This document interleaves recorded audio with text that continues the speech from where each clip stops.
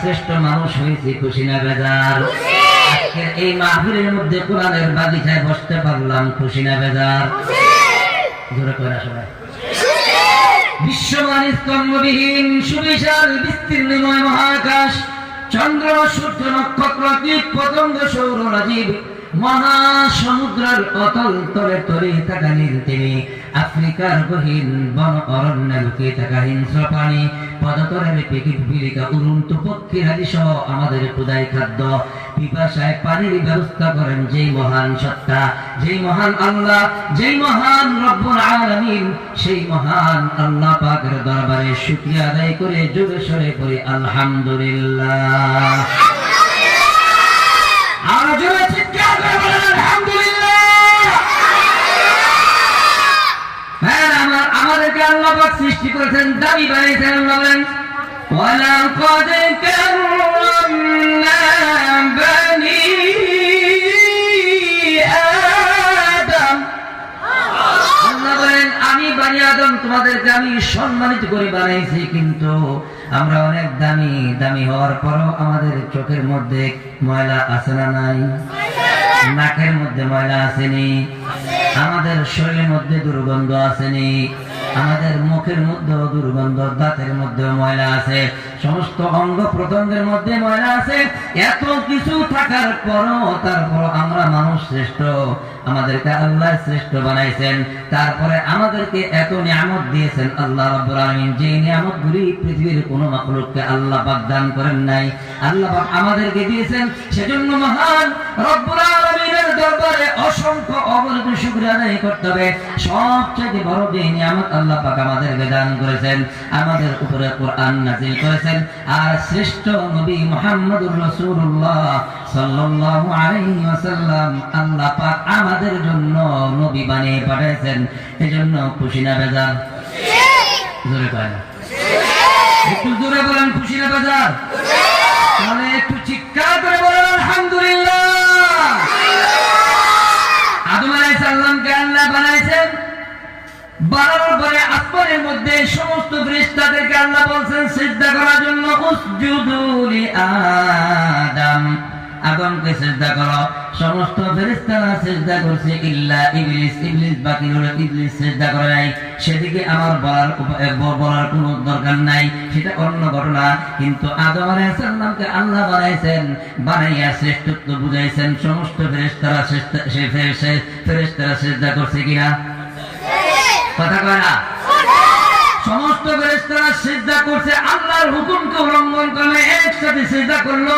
এবার আল্লাহ পাক আদম আলাইহিস সালামকে বলল ইয কুলনা লিল মালাইকাতি ইসজুদু লি আদামা ফাসাজাদু ইল্লা ইবলিসা আবা ওয়াস্তাকবারা ওয়া কানা মিনাল কাফিরিন।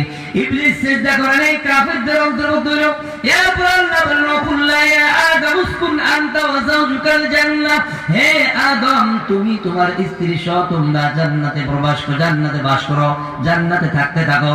কিন্তু আদম আলাইহিস সালামকে আল্লাহ বানানোর পরে আল্লাহ পাক ওনার স্ত্রী মা হাওয়া আলাইহিস সালামকে বানায় নাই। একা একা যখন উনি চলতেছিলেন, একা একা থাকতেছেন, ওনার মনের মধ্যে কিছু কল্পনা আছে, চিন্তা আছে, যেটা জানেন কে? আল্লাহ। বলেন আল্লাহ। আমাদের মনের খবর কে জানেন? আল্লাহ। ঘরের ভিতরে অন্ধকার রুমের ভিতরে গুনাহ করলে দেখেন কে? আল্লাহ। মাটির তলে গুনাহ করলে দেখেন কে? আল্লাহ। আসমানের উপরে গুনাহ করলে দেখেন কে? আল্লাহ। পাহাড়ের ভিতরে গুনাহ করলে দেখেন কে? আল্লাহ। আল্লাহ বলেন এটা লুকমান আলাইহিস সালামের নাম শুনছেন? লুকমান আলাইহিস সালাম তার সন্তানদেরকে বলতেছে, নসিহত করতে গিয়ে এক পর্যায়ে বলতেছে, ইয়া বুনাইয়া ইন্নাহা ইন তাকু মিসকালা হাববাতিন মিন খারদালিন ফাতাকুন ফি সাখরাতিন আও ফিস সামাওয়াতি আও ফিল আরদি ইয়াতি বিহা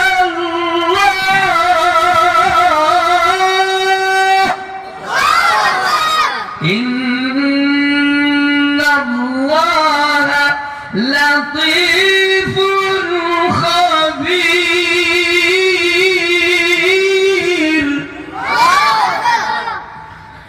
বাণী শুনতে মজা লাগেনি?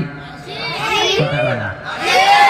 কোরআনের বাণী শুনতে মজা লাগে। কিছু লোক আছে এখনো চিন্তা করতেছে, আবার কিছু লোক দৌড়ে আইতেছে, কারণ কোরআনের পাগল যারা তারা কিন্তু বসে থাকবে না। কোরআনকে যারা ভালোবাসবে আল্লাহ পাক কোরআনের উসিলায় তাদের জান্নাত দিবেন। কথাকার আল্লাহ জান্নাত দিবেন, কারণ কোরআনকে ভালোবাসলে আল্লাহ পাক কবরের আযাব মাফ করে দিবেন। কোরআন কবরে আপনাকে রুখে দিবেন, কবরের আযাব মাফ করে দিবেন। এই কোরআন যদি আপনি ভালোবাসেন, কোরআনকে মহব্বত করেন, কোরআনকে ভালোবাসার কারণে কবরের মধ্যে আপনাকে আল্লাহ পাক কোরআন দ্বারা এই কবরের যত আযাব সব আল্লাহ পাক মুক্ত করে দিবেন। এই কথাটা আমি আপনাদেরকে বুঝাইতে যাইয়া একটা ছোট্ট ঘটনা বলবো কোরআনের, যেই ঘটনাটা আপনারা শুনলে বুঝতে পারবেন কোরআনের সাথে মহব্বত থাকার কারণে, কোরআনের সাথে ভালোবাসা থাকার কারণে, কোরআন ওয়ালাদেরকে ভালোবাসা থাকার কারণে আল্লাহ পাক সরাসরি আল্লাহ তার কবরের আযাবকে কি করে মাফ করে দেয়। এই ঘটনাটা আমি আপনাদের সামনে বলবো। তার আগে আমি আপনাদেরকে বলতেছিলাম সকল কিছুর খবর রাখেন কে? পাহাড়ের অতল তলদেশে পিপীলিকা।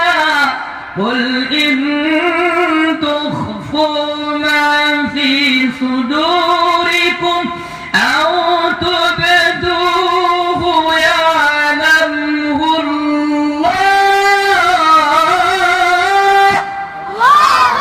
কুল ইন তুখফু মা ফি সুদুরিকুম আও তুবদুহু ইয়ালামুল্লাহ। পাহাড়ের অতল তলদেশে একটা পিপীলিকা হেঁটে হেঁটে যায়।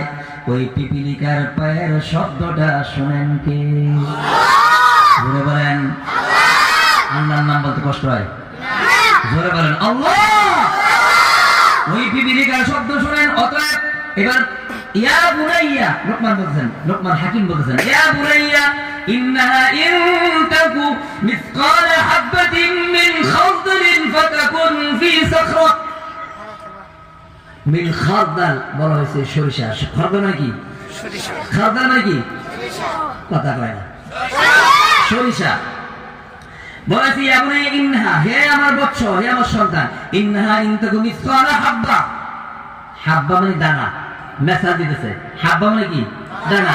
মিসকালা হাব্বাতিন মিন খারদালিন, একটা সরিষার দানা পরিমাণ যদি নেকিও তুমি করো, সরিষার পরিমাণ দানা যদি গুনাহ করো, পাপ করো, মিন খারদালিন ফাতাকুন ফি সাখরাতিন, সেটা যদি একটা পাথর, ওই পাথরের ভিতরে থেকে তুমি করো, সেটাও দেখবেন কে?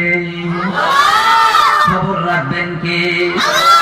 কারণ পৃথিবীর যা আছে, এই আসমানে নিচে, জমিনের নিচে যা আছে, পৃথিবীতে চন্দ্র সূর্য নক্ষত্র কীট পতঙ্গ যা আছে, সকল কিছু যা করে তার খবর কে রাখেন? দেখেন কে? শুনেন কে? পিছনে তারা বলে না, পিছনে এরা বলে না। যুবক কয়জন হাত উঠাও? 40-এর নিচে যারা, 40-এর নিচে দেখছেন যুবক একটাও নেই। যুবকরা মোবাইল নিয়ে রাস্তাঘাটে দাঁড়াইয়া দাঁড়াইয়া চিন্তায় আছে, হুজুর কি কই একটু ভালো করে শুনি, মাহফিলে গেলে যদি গুণ হয়ে যায়। এই জন্য মাহফিলে আসতে রাজি না, মাহফিলে কোরআনের আলোচনা শুনতে রাজি না, দূর থেকে শুনে শুনে